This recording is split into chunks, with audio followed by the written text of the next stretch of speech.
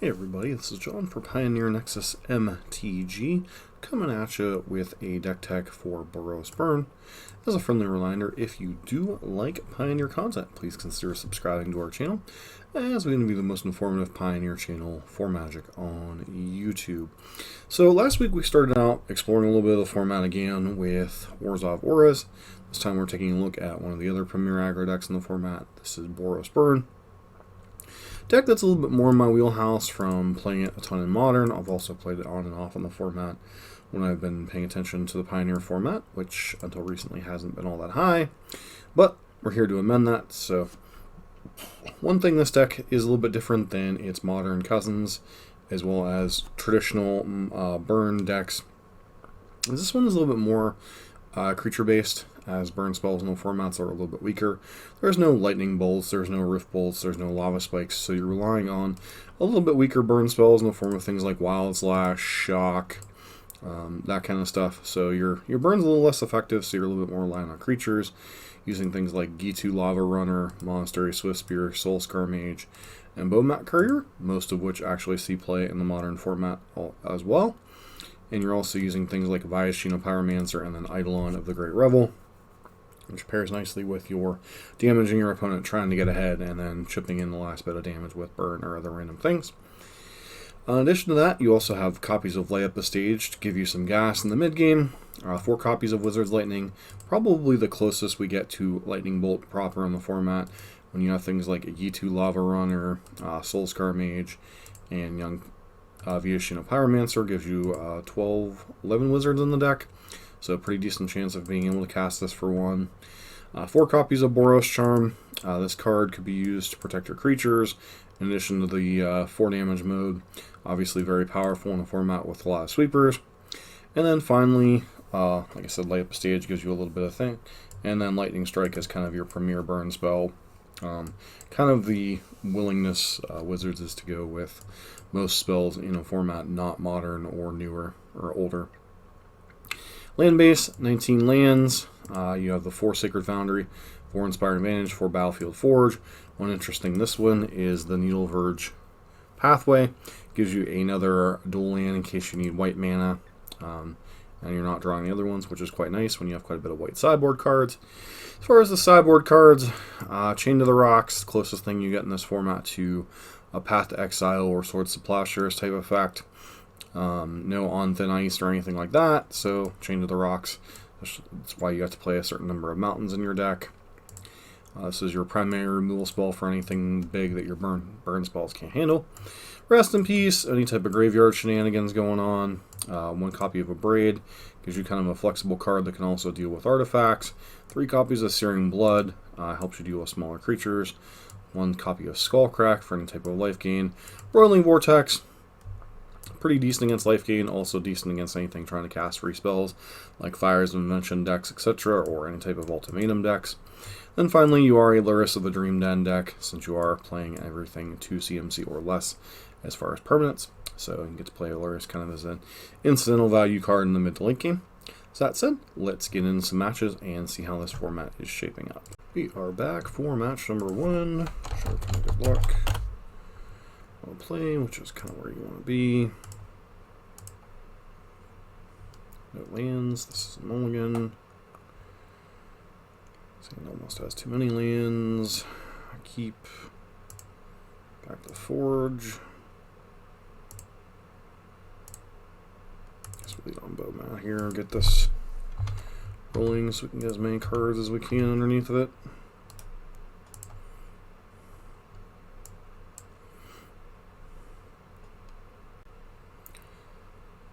Okay. Spire Bluff Canal pass. So, Phoenix possibly.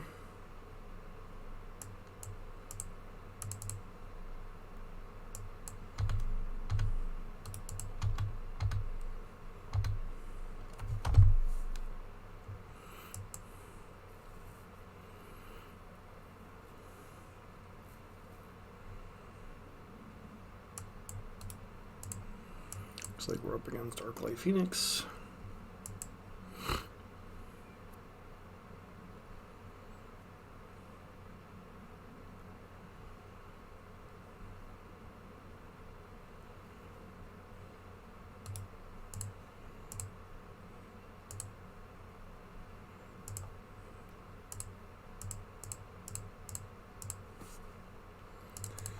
bit awkward.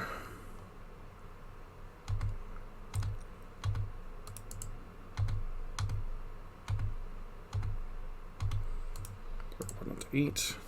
Historically and modern, this was always a pretty positive matchup. I don't know how it plays out in historic.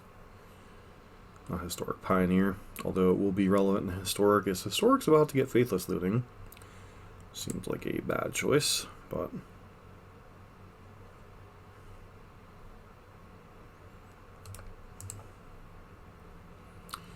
possibly being able to bring back an Arclight Phoenix this turn.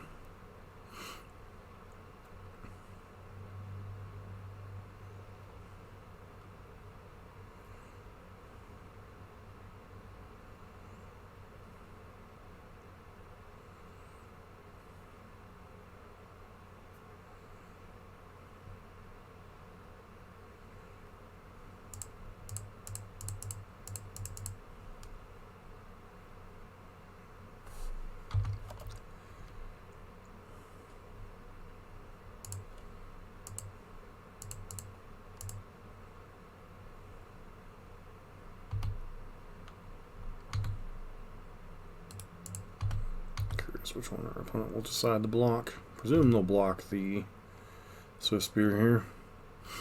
Come to 4. Now we're just a Boros turn away from finishing them off.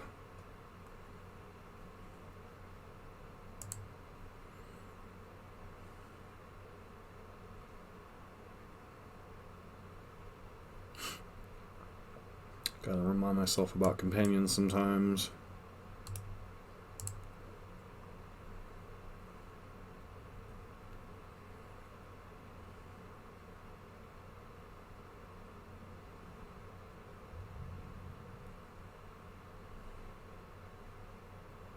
Crash through.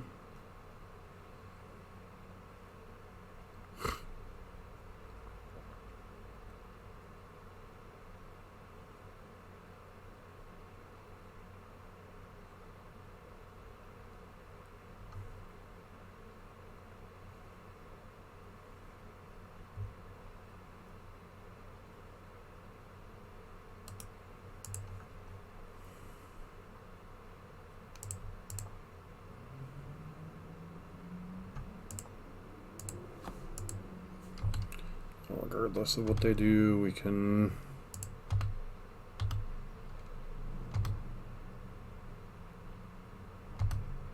we're opponent to 3 here.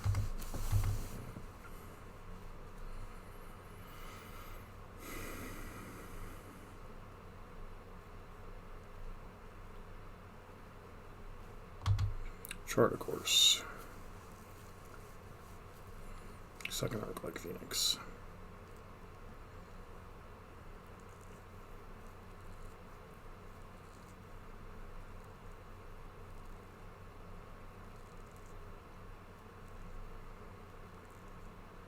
Treasure Cruise incoming.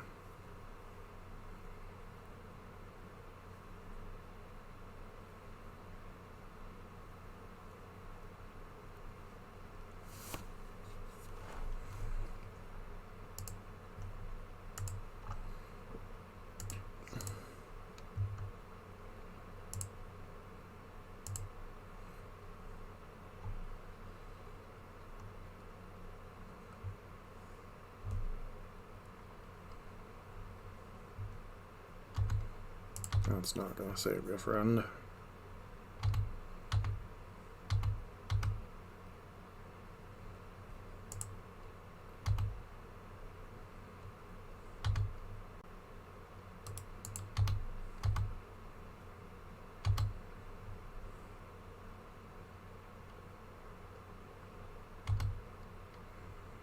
We're up to 2. Crack it. And shock you.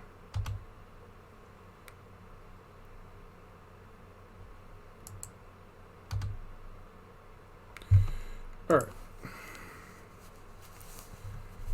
Chain of the Rocks and Rest in Peace aren't terrible.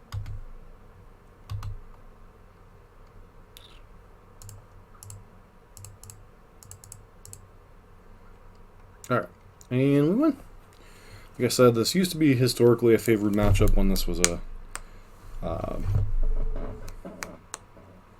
modern matchup. I presume it's similar in Pioneer. They're a deck that's spinning its tires for the first couple of turns. We're a deck that's actively putting pressure on the table for the first couple of turns. So, it feels like a pretty solid matchup overall.